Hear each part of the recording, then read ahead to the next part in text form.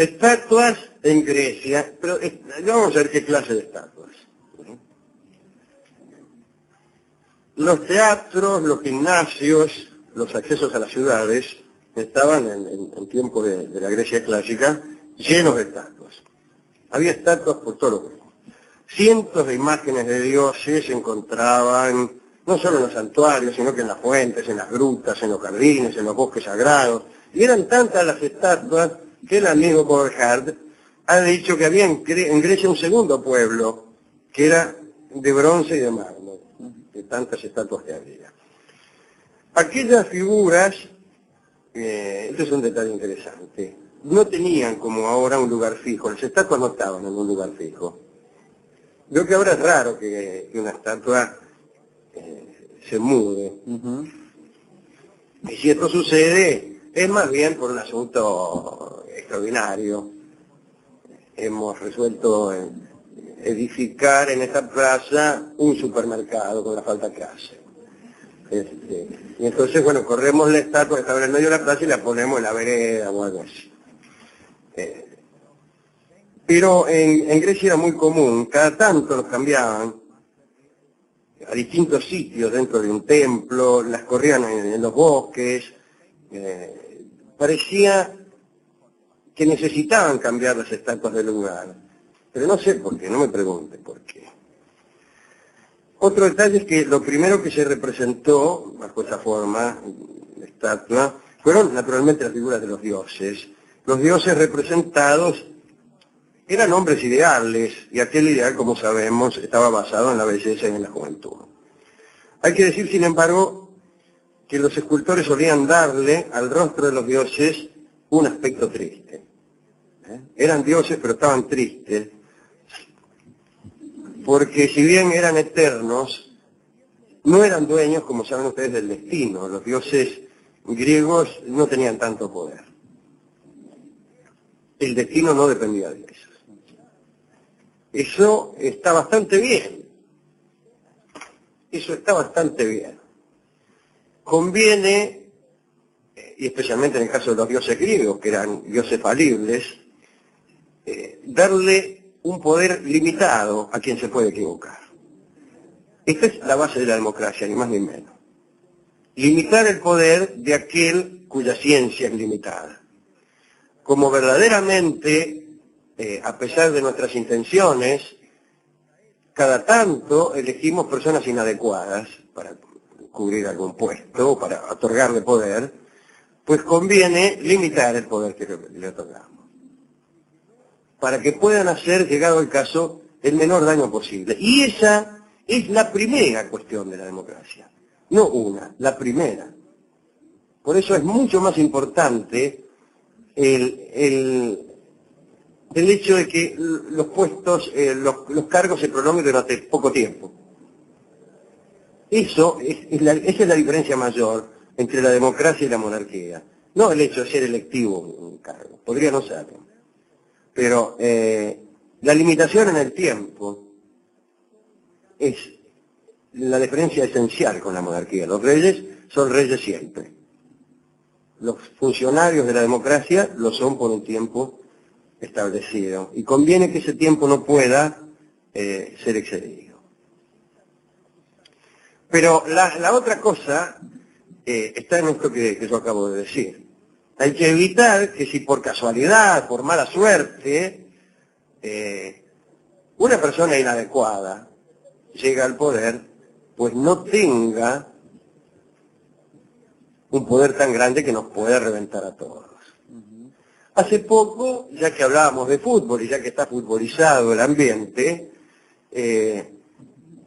estaba de moda opinar acerca del árbitro Castrilli, que era un árbitro estupendo, que pues castigaba todas las faltas sin que se le escapara siquiera una, con una minuciosidad tal que incluso abarcaba las faltas que no se habían cometido.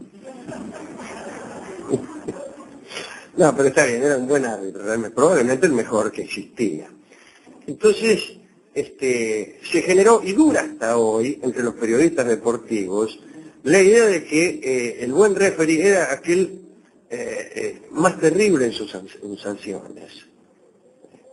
Entonces, usted escuche cualquier partido, ¿cómo puede ser que no le mostró la tarjeta y lo echó para siempre del fútbol? Ahora bien, resulta ser que los referees de fútbol, quizá más que ninguna otra clase de personas, son falibles. Es decir, se equivocan muchísimo, se equivocan. Y permitirle a esas personas tan falibles pronunciarse de un modo tremendo en sus sanciones es lo más desatinado que yo he escuchado nunca. Pues un referee tiene la posibilidad de tomar sanciones pero muy drásticas. Por ejemplo, expulsar a una persona. O por ejemplo, qué sé yo, cobrar lo que se le ocurra. Y además se equivoca con frecuencia. Vamos a convertir el fútbol en lo que en cierto modo es con este asunto de los arbitrajes. Una lotería. Una lotería. Tenés que tener suerte de que el referee no te expulse a dos. Bien. Los griegos habían comprendido o no habían comprendido eso, pero lo que sucedía era que sus dioses, que eran personas muy falibles, incluso sujetas a pasiones, no futbolísticas, a verdaderas pasiones, por ejemplo el odio, el amor, la lujuria, no tenían sin embargo poder sobre los destinos. Y entonces tenían aspecto triste. Suponían los griegos que el no tener la suma del poder entristecía un poco a los dioses. Esto en lo que se refiere a las estatuas. Las vestiduras, como saben los que hayan visto estatuas griegas, eran muy simples. A veces su armadura estaba circunscrita a un solo elemento. El Ares, que está en el Louvre, tiene puesto solamente un casco. Parece ridículo que un tipo vaya desnudo a la guerra con un casco, nada más. Bastará con no apuntarle a la cabeza.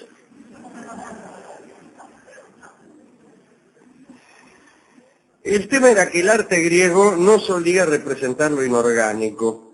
Había solo insinuaciones en el vestir y predominaban los desnudos. Algo que hay que decir, y que tiene su interés, es que las estatuas griegas no eran como creemos ahora blancas, sino que estaban pintadas de colores muy, pero muy vistosos, tan vistosos como las camisetas de fútbol de estos tiempos. Nos hubieran chocado a nosotros, hombres que creemos que el buen gusto reside en la sujeción. Que tiene mejor gusto un tipo oscuro que un tipo vestido de rojo. A nosotros nos hubieran chocado las estatuas griegas porque estaban pintarrajeadas. ¿Y por qué son blancas ahora? Preguntará alguno. Bueno, porque se han gastado. Pasó el tiempo. Pasó el tiempo, pero tenían pintadas hasta las pupilas. Veo que las estatuas griegas parece que son todo medio ojo de vidrio. No, tenían las pupilas pintadas. Eran estatuas pintadas, como es lógico. Si vamos a hacer una representación del ser humano, vamos a pintarlo. Vamos a hacer como los chicos. Este es morocho, este es rubio, y así. Había estatuas morochas y rubias, aunque me imagino predominarían las estatuas de color cobrizo, de pelo cobrizo, que era el color de pelo mayoritario entre aquellos griegos. Aristóteles, en su Fisonómica, dio cuenta de una lista de características de las figuras. Explicaba los gestos de las estatuas a partir de ciertas condiciones espirituales. Le parecía a Aristóteles que ciertas condiciones del espíritu generaban gestos. Por ejemplo, claridad, calma, desapasionamiento, inteligencia y voluntad se expresan por el amplio sobresalir de la frente y la nariz recta. Es decir, cuando uno lleva una vida clara, calma y desapasionada y ejerce la inteligencia, la frente se le ensancha y la nariz se le endereza. Con esa influencia que tiene nuestro espíritu y nuestra conducta sobre la carne. O al menos eso creía Aristóteles que creía. En el siglo V, en el siglo de Pericles, luego de las primeras, un poco después, en el siglo de Pericles, luego de las primeras representaciones que de estatuas que tenían que ver con lo divino, empezaron a esculpirse estatuas hechas para particulares. Vos podías encargar una estatua. Y muchos atenienses de guita aspiraban a dar esplendor a la vida, haciéndose construir una estatua. En general se suponía que la estatua venía a saludar a aquellos que habían realizado hazañas o proezas o que tenían crédito por alguna acción heroica en la guerra. Pero, como suele suceder siempre, el ansia de gloria de los burgueses deseaba teñir de heroísmo algunos hechos de poca monta, como suele ocurrir ahora. Por ejemplo, un tal Lísipo había logrado hablar en una reunión de la Iglesia, de la Asamblea, había hablado en la Asamblea. Y orgulloso de aquella participación, se mandó construir una estatua y la puso en su casa. Una estatua de un gesto elocuente y antiguo, como el que él suponía que había tenido al hablar frente a la Asamblea, algo así como estos burgueses de hoy día que van a las reuniones de consorcio a ejercer su oratoria, o a ver cómo andan para el debate y para el tráfico de ideas. Hubo un momento en el cual empezó a perseguirse, a buscarse la simple notoriedad, ya despojada de cualquier egoísmo, ¿no? Al lado de los individuos verdaderamente meritorios, incluso al lado de los dioses, de los atletas, de los ganadores de los Juegos Olímpicos que tenían su estatua, comenzaron a construirse monumentos de ricos, poderosos, a veces algunos malos actores, etc. También había un tráfico de epitafios gloriosos para personas que de glorioso nada habían tenido. Simónides era contratado para escribir epitafios que exaltaran a cualquiera. Reventaba uno y el tipo, por más que el ñato hubiera sido un perfecto otario, le realizaba un epitafio glorioso. Muy bien. También había unos sepulcros llamados poliandrios con algunas estatuas que estaban reservados a los que habían muerto en batalla. Bueno, los ricos empezaron a construirse sus propios poliandrios, incluso antes de morirse. Era para salvar su fama ante las generaciones siguientes, por más que no hubieran participado en ninguna batalla. Así llegó a ser aspiración corriente el tener una estatua. Y sucedió que las estatuas de mérito y las estatuas de los dioses fueron muchísimas menos que las que se hacían hacer los ricos. Un defraudador llamado Árpalo, por ejemplo, hizo edificar para su esposa Pitónica, que tal señora, un monumento cuyas estatuas eran más grandes que la de Pericles. Y era, entre todos los monumentos anteriores a la época romana de Atenas, era el más digno de verse. O sea, no era el monumento a un dios ni nada, sino la mina de un tipo. Otro mercader llamado Merintio mandaba construir estatuas a aquellos que le compraban mucho.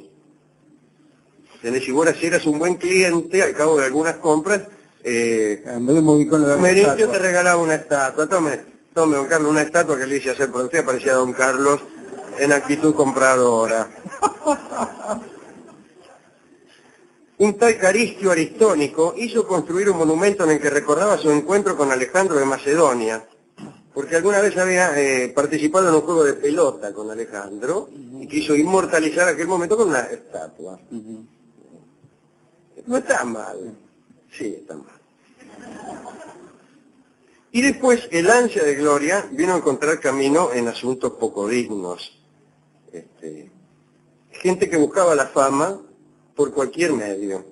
Por ejemplo, algunos por su glotonería, y había hasta competencias a ver quién comía más. Parciades tuvo su estatua por el hecho de haber derrotado a muchos rivales en un concurso a ver quién morfaba más. Lisias, que era un citarero, o sea, un tipo que tocaba la cítara, ¿no? Encargó una estatua en la que tocaba su instrumento, y estaba rodeado por las musas. Y generalmente aquellas estatuas las ponían estos tipos, naturalmente en la casa, ¿dónde la van a poner? O en la entrada, o en algún jardincito. No está mal eso, tener una estatua de uno. Entonces, mira, aquí está, este soy yo, aquí donde me veo. Incluso para amenazar a los chicos, cuando no está el padre. Sí. Sin embargo, aquí que me parece que marca el ápice en esto de buscar la fama a cualquier precio es Eróstrato, que después de todo así se llama esta manía de buscar el reconocimiento a como diere lugar, se llama erostratismo. Y Eróstrato fue el que prendió fuego al templo de Diana, de Artemis, ¿no? En Éfeso, solo para hacerse famoso por eso. Y entonces fue llevado ante los jueces, que lo agarraron al tipo. El templo de Artemis era una de las 7 maravillas del mundo. Y este le prendió fuego. Entonces lo agarraron, lo llevaron ante los jueces y le dijeron, ¿y qué sé yo? ¿Qué se piensa usted? Eso lo inventé yo, no sé. No sé qué le habrán dicho, pero le preguntaron por qué lo había hecho. Él dijo, para que mi nombre resuene en toda la Hélade y en todo el mundo. Entonces los jueces prohibieron que ese nombre fuera difundido. Prohibieron nombrarlo a Juan Domingo Eróstrato.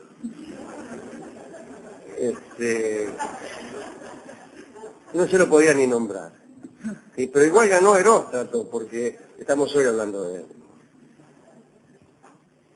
Cosa común era, como ya se ha dicho, esta elevación de virtudes mediocres en estatuas. Pero también era común que esas estatuas fueran víctimas de los ladrones de mármol, que elegían las estatuas de personas sin mérito. Tal vez por superstición, porque le tenían más miedo a la venganza de un dios que a la venganza de un citarero, de un guitarrista. Así que los ladrones de mármol preferían esas estatuas. Digamos, para terminar, que los ladrones de mármol se han llevado la mayoría de los tesoros de la antigüedad clásica. Por ejemplo, el Circo Máximo de Roma era una cancha, un estadio, mucho más grande que el Coliseo de Roma, que sobrevive, por lo menos está en pie, sus ruinas sobreviven, unas ruinas gloriosas e interesantes. Pero del Circo Máximo no queda nada. Era, según dicen, tenía capacidad para 200.000 personas. Más que un estadio, era un hipódromo. Y era de mármol, estaba hecho de mármol. Cuando el imperio colapsó, y esto es lo primero que pasa cuando los países colapsan, empezaron a afanárselo. Alguien me preguntó no hace mucho qué iba a pasar si la crisis seguía y si realmente llegábamos a un punto en que no era posible emerger, cuáles iban a ser los síntomas. ¿Se acuerdan? ¿No? Yo dije, mire, lo primero que va a pasar es que las calles van a estar más agujereadas que nunca. Se van a empezar a romper las cosas y nadie las va a arreglar. Ese es el primer síntoma de que una sociedad ha colapsado, ni siquiera se puede mantener tal como era. Y bueno, así sucedió con el Circo Máximo. Se lo empezaron a afanar. Claro, no había nadie que vigilara. ¿Quién iba a vigilar? Pero después, ya eso se hizo costumbre, y aún durante el Renacimiento se seguía usando como cantera el Circo Máximo. Y muchos poderosos, ya no tipos que pasaban por ahí y decían, me van a robar 3 kilos de mármol. Muchos poderosos que iban a buscar el mármol para construir sus villas, sus lujosas villas, al Circo Máximo.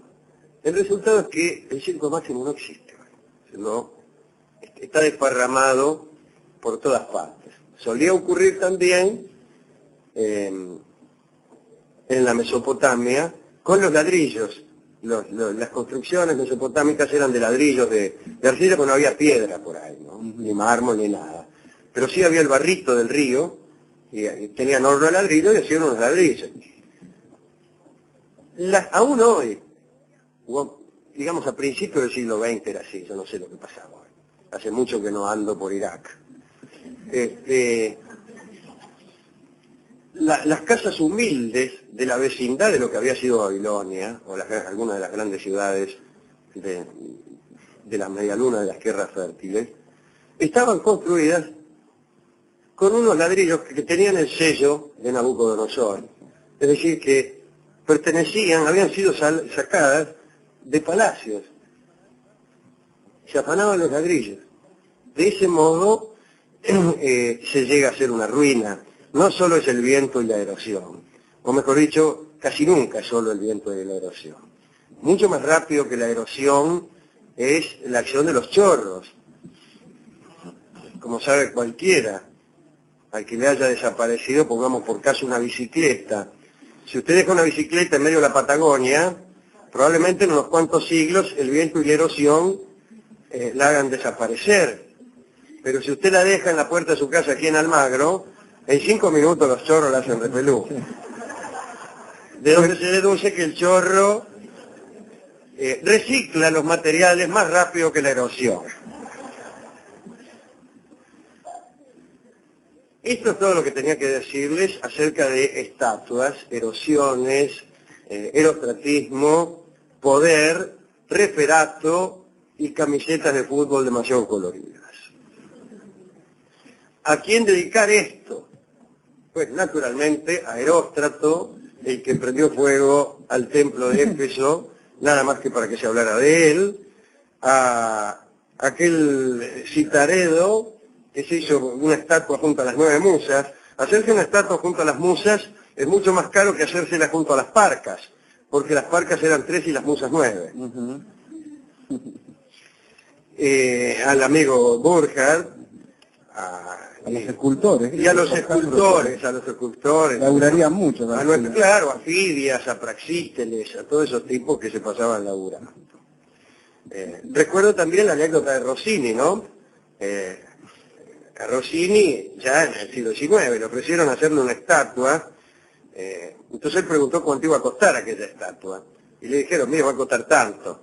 Y entonces él dijo que le dieran la guita a él o la mitad, y él prometía ponerse en el lugar destinado a la estatua todos los días.